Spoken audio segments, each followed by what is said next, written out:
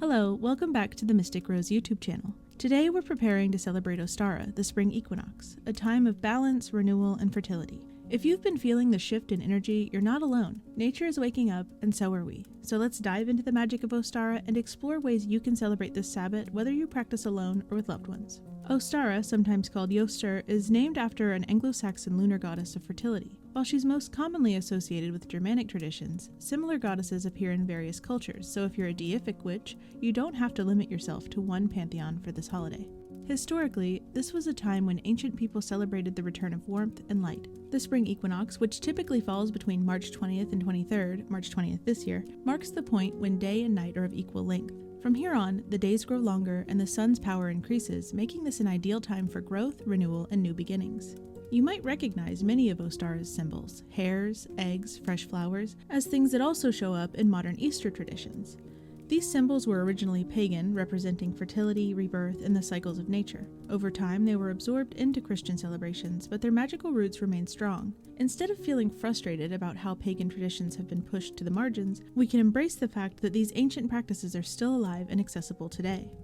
Ostara is all about fertility magic, which can mean different things to different practitioners. It can be quite literal. If you're looking to expand your family, this is the time to focus on fertility spells for conception, adoption, or welcoming new loved ones into your home. But fertility magic is also a powerful metaphor. Think about fertile soil. It's rich, ready to nurture seeds, and full of potential. The same applies to our lives. If you've been laying the groundwork for a project, a goal, or a major life change, now is the time to take action and nurture those seeds into reality. For green witches, Ostara is a fantastic time to connect with nature. As climate change continues to impact our world, this Sabbath can be a moment to give back to the earth. You can plant a garden or add bee-friendly flowers to your space, support environmental organizations through donations or volunteer work, perform a ritual to honor the land, and renew your commitment to sustainable living. If you're more of an urban witch without access to a garden, don't worry. You can work with houseplants, join a community garden, or even just take a mindful walk in nature to connect with the shifting energies of the season. One of the key themes of Ostara is momentum. If Imbolc was about dreaming and planning, Ostara is about doing. If you've been contemplating a big change, starting a business, pursuing a creative project, making a lifestyle shift, now is the time to put your plans into action.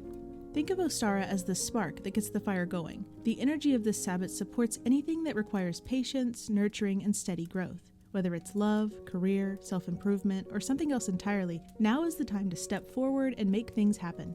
As with all Sabbats, Ostara is a time for reflection. It's a great time to look back at where you were during Yule, acknowledge your progress, and realign your intentions moving forward. Here are some simple ways to celebrate Ostara. Decorate your altar with fresh flowers, crystals like rose quartz and citrine, or symbols of fertility like eggs and hares. Spring clean, physically and spiritually. As you clean your space, set the intention of clearing away stagnant energy.